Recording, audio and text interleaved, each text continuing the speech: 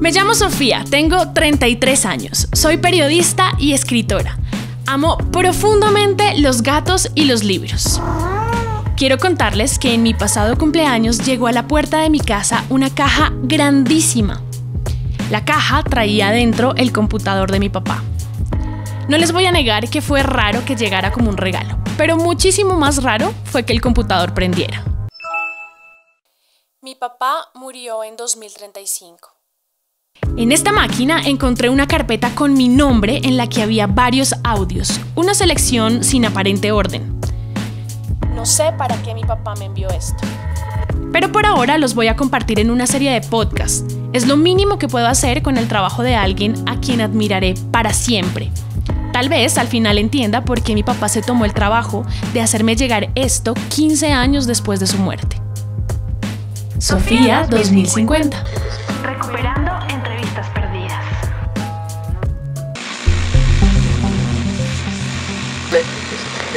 Lo acepto. Hacer un podcast en el 2050 está un poquito pasado de moda.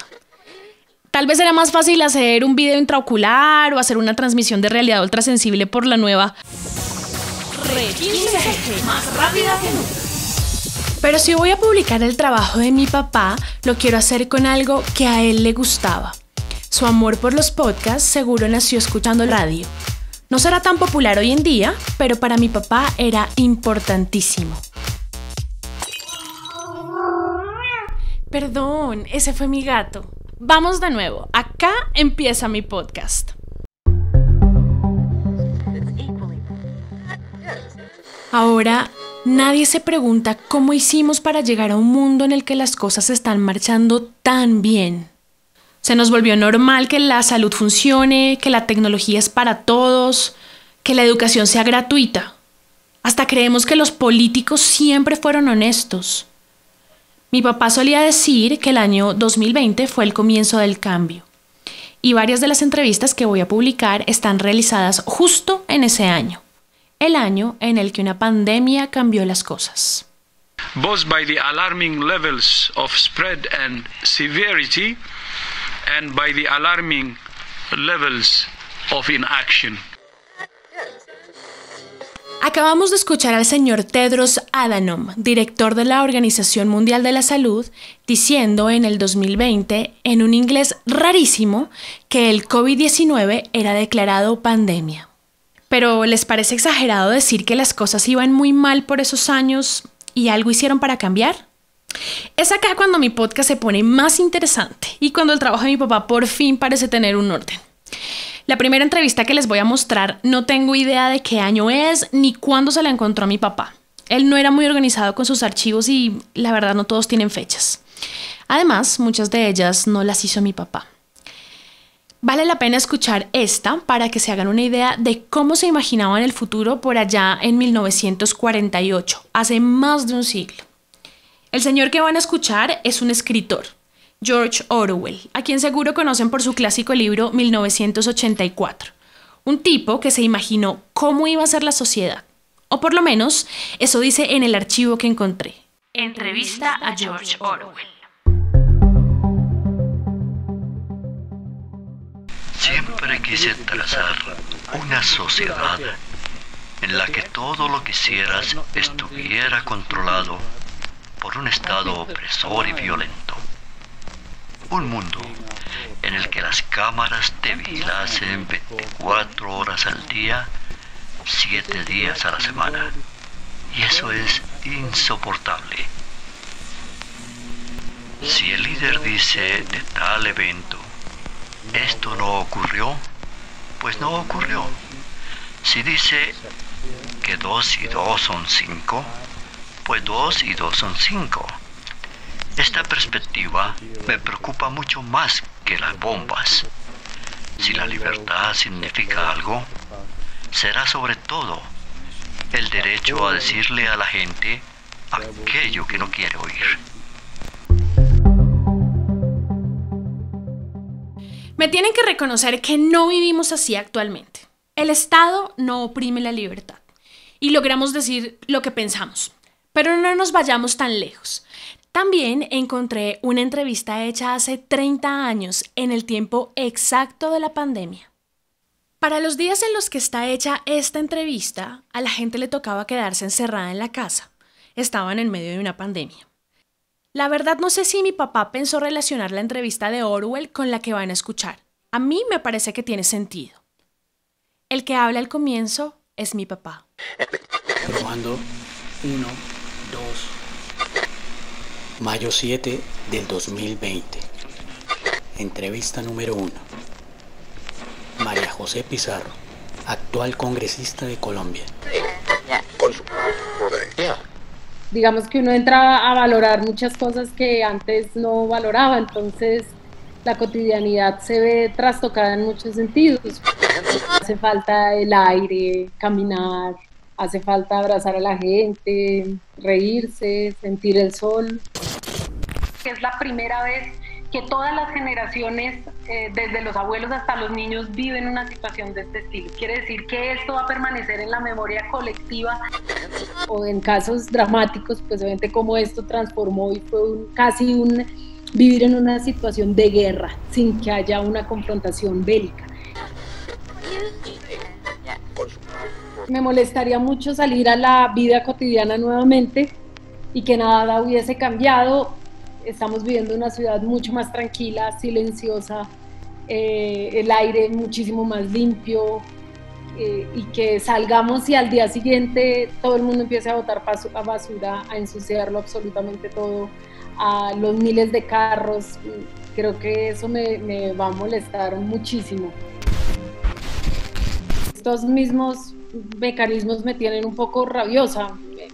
Me cansan los ojos, me cansan la mente. Salimos a que todo el mundo asuma la virtualidad como que fue muy cómodo y qué chévere, y ahora la falta de cariño con la gente puede estar ahí, como eso me molesta. Ya estoy un poco harta con el computador.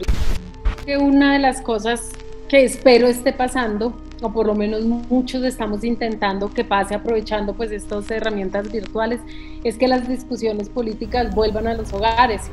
Y eso es importante. Antes había como una apatía total, un aburrimiento, un hastío de la gente por la política, entonces las reflexiones de lo que andaba mal o andaba bien ya no hacían parte de la reflexión cotidiana en una casa.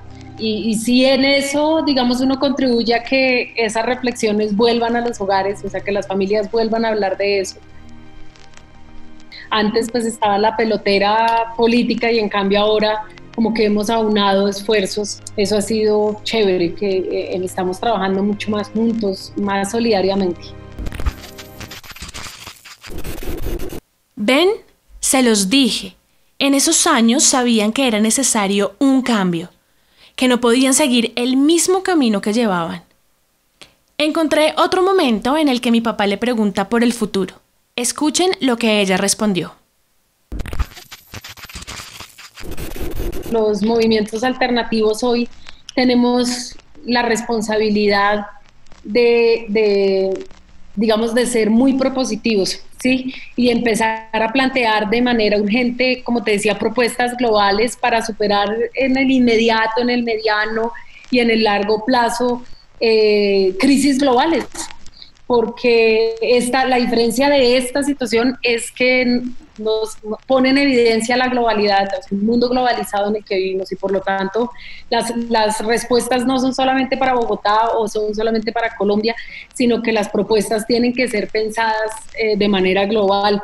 Pensando seriamente es que nosotros debemos gestar un movimiento social de escala global, por ejemplo, por la salud pública, por la defensa de la salud pública, y universal, algo que yo he venido hablando, que es la renta básica, que la gente tenga de manera universal un mínimo para su subsistencia, y esto lo ha dejado en evidencia. La soberanía alimentaria, que tengamos como países y sobre todo en este continente donde teníamos una vocación agrícola, pues soberanía alimentaria, de derrumbar los muros que habíamos construido desde la política hacia la sociedad. Si nosotros no hacemos eso y seguimos actuando de manera ególatra y de manera absolutamente encerrada, pues la grandeza que podríamos alcanzar se va a quedar en una mediocridad absoluta.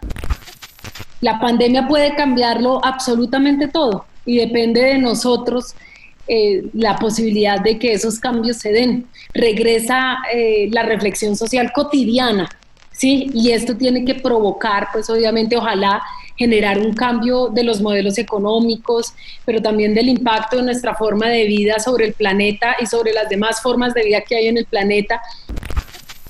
Y yo creo que esas son reflexiones que debemos, digamos, que vamos a hacer, que estamos haciendo hoy y que tienen que, ojalá seguir su curso. De nosotros, hoy en nosotros está la gran responsabilidad y la gran apuesta, y en 30 años tenemos un mundo distinto, fue porque nosotros tuvimos esa generosidad y esa capacidad de darlo todo. Si no, seremos uno más que ni siquiera hará parte trascendental de la historia. Hoy yo creo que esto es una gran oportunidad y ojalá de verdad lo sea. Muchas gracias, un gran abrazo y espero pues cuando salgamos de aquí nos damos el abrazo y todo. Por ahora nos toca así querernos.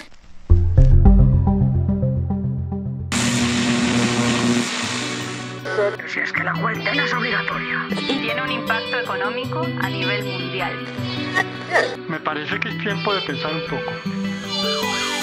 Organisation spécialisée dans le secteur de la santé. The enterprises never socialize their protocols. Resteremo casa e ci prenderemo cura degli altri. Becas Leimaná, minha histeria colectiva. La persona que cumpla la cuarentena de 14 días tiene la obligación de recluirse en soledad. Debo decirles que después de escuchar esto, busqué a María José Pizarro en la red 13G y me encontré con que era una de esas voces femeninas que por aquellos años se levantó a hablar por las mujeres. Yo no sé a ustedes, pero a mí me parece impresionante que hoy la igualdad y la equidad sean un hecho y que hace tan solo 30 años atrás mujeres como ella aún tuvieran que luchar para hacerse oír.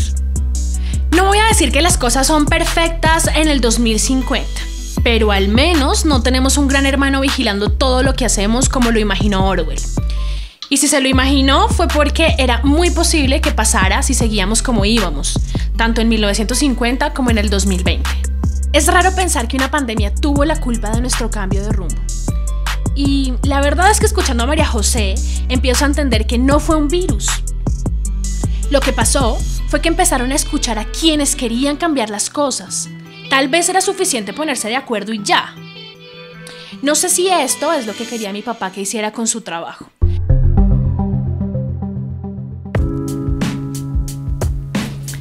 Si ustedes quieren, envíenme sus mensajes y comentarios intraoculares por la red 13G y yo les respondo. Esto fue Sofía 2050 recuperando entrevistas perdidas. Nos vemos la próxima semana con un nuevo capítulo. ¡Ay, alegato, no más!